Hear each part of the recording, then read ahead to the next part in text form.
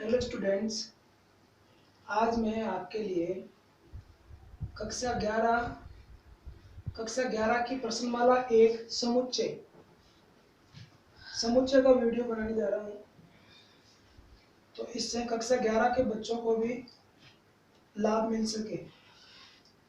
तो कक्षा 11 के बच्चों के लिए इसको कृपा करके इसको शेयर करें और सब्सक्राइब करें, ताकि कक्षा 11 के बच्चों को भी इसका फायदा मिले। देखो, आज हम पढ़ रहे हैं समुच्चय। समुच्चय को अंग्रेजी में कहते हैं सेट्स। अब समुच्चय हम पढ़ रहे हैं। समुच्चय से पहले हमें जानना होगा संग्रह के बारे में, क्योंकि समुच्चय की परिभाषा संग्रह से ही दी जा सकेगी। संग्रह क्या होता है? अंग्रेजी में अपन कहते हैं इसको कलेक्शन। अंग्रेजी में कहते हैं कलेक्शन। अब संग्रह किस किस का बन सकता है? जैसे ताश की गड्डी। ताश की गड्डी में ताश की पत्तियों का संग्रह होता है। व्यक्तियों की भीड़,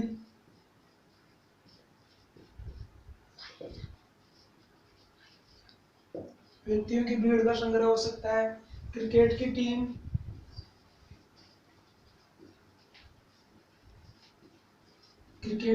के खिलाड़ियों का संग्रह बन सकता है। संग्रह तो किसी भी वस्तुओं का बन सकता है, जैसे 10 से कम विषम प्राकृत संख्याएं या सम प्राकृत संख्याएं या प्राकृत संख्याएं, किसी का भी इनका संग्रह हो सकता है। इसको हम संग्रह कहते हैं।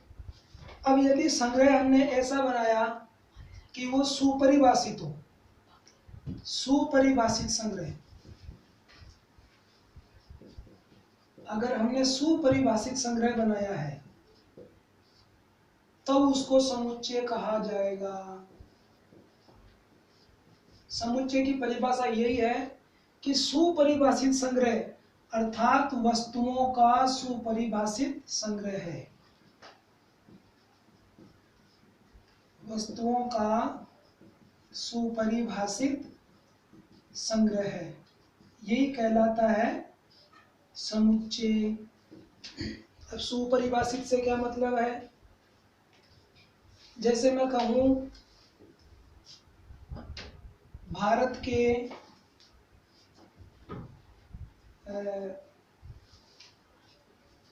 प्रसिद्ध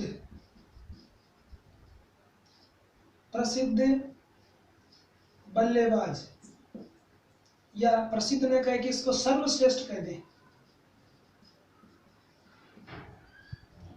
सर्वश्रेष्ठ बल्लेबाजों का समूह।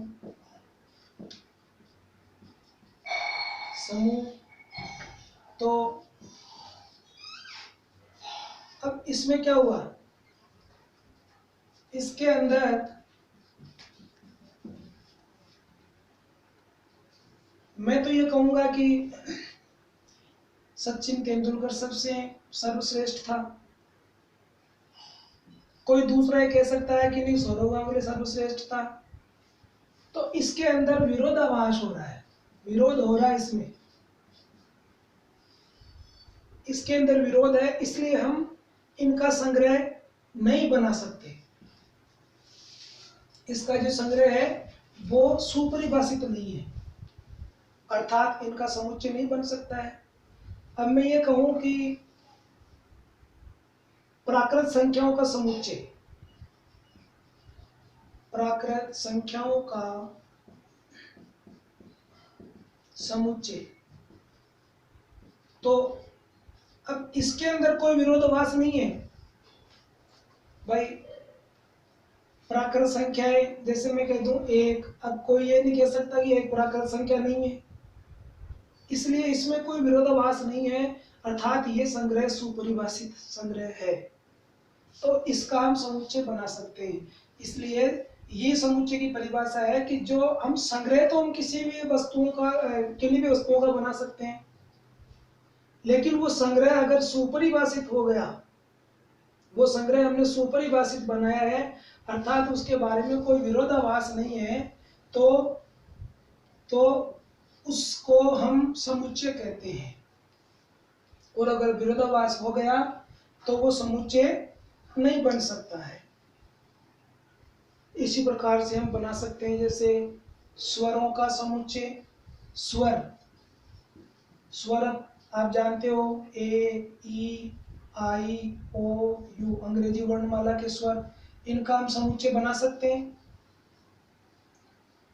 भारत की नदियां, अब जो नदी भारत की है उसको कोई ये नहीं कह सकता कि ये नदी भारत की नहीं है, तो उनका भी हम संग्रह कर सकते हैं। संग्रह करके उसको मतलब उनका समुच्चय बना सकते हैं।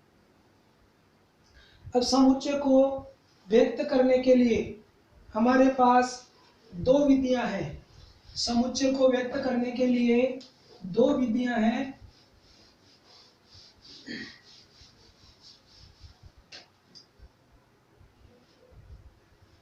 हमारे पास इसकी दो विधियां हैं। अब वो विधियां कौन कौन सी है? एक तो है रोस्टर विधि, या इसका दूसरा नाम है सारणी विधि, सारणीबद्ध।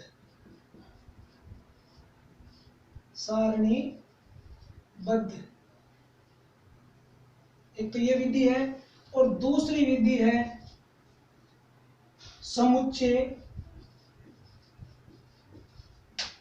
निर्माण विधि।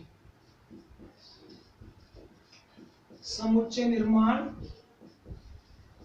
विधि। तो इस प्रकार से हमारे पास ये दो विधियां हैं, रोस्टर विधि और समुच्चय निर्माण विधि। अब देखो, हम इस रोस्टर विधि में समुच्चय किस प्रकार से बनाते हैं। सबसे पहले हम लगाते हैं मंझला ब्रैकेट लगाते हैं और बीच में लिखते हैं इसके अवयव। जैसे हम अंग्रेजी वर्णमाला के स्वरों का समुच्चय बना रहे हैं तो इनके बीच में कोमा लगाते जाते हैं, ए, ई, आई, ओ, यू, और दोनों तरफ से इसको मंझले ब्रैकेट से बंद कर देते हैं। और इसका फिर प्रतीक, जैसे हम इसको समुच्चय ए कहते हैं तो इसको ए के बराबर कह देते हैं। अब ये प्रतीक लिखते हैं, ये तो कैपिटल होता है, कैपिटल आप जानते हो, बड़ी एबीसीडी का अक्षर है, और ये जो है ये स्मॉल लेटर है।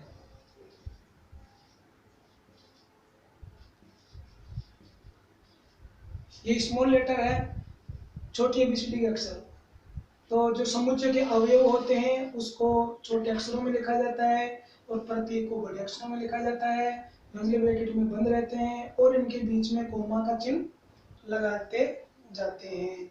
ये हमारे समुच्चय निर्माण की विधि है, ये रोस्टर विधि है, जिसको अपन सारणीबद्ध विधि भी कह सकते हैं। इसमें एक खास बात ये भी है, जैसे हमें स्कूल कोई शब्द है, अब आप जानते हो स्कूल का अर्थ क्या होता है, विद्यालय, और हमें इसको रोस्टर विधि में व्यक्त करना है तो हम क्या कहेंगे, इसको प्रतीक तो हम कुछ भी दे सकते हैं, मान लो ए दे दें, बी दे दें, लेकिन इसमें जब इनको व्यक्त किया जाता है तब इसमें लिखेंगे एस, सी, एच, ओ, एल। अब आप देख रहे हो जो स्कूल था लिखा हुआ तो उसमें ओ डबल बार था, लेकिन हमने इसमें एक ही बार लिखा है। इसका मतलब इसका अर्थ यह है कि हम इसमें एक वर्ण को एक ही बार लिखते हैं, एक अक्षर को एक ही बार लिखते हैं। ये हमारी रोस्टर विधि में ध्यान रखना है। तो रोस्टर विधि का तो यही है। अब है समुच्चय निर्माण विधि।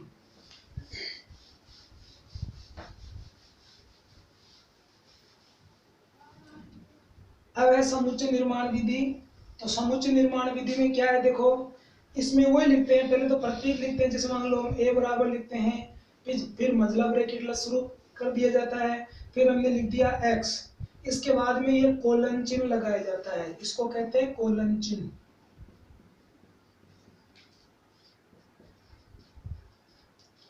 इसके बाद में कोलन चिन्ह लगाया जाता है।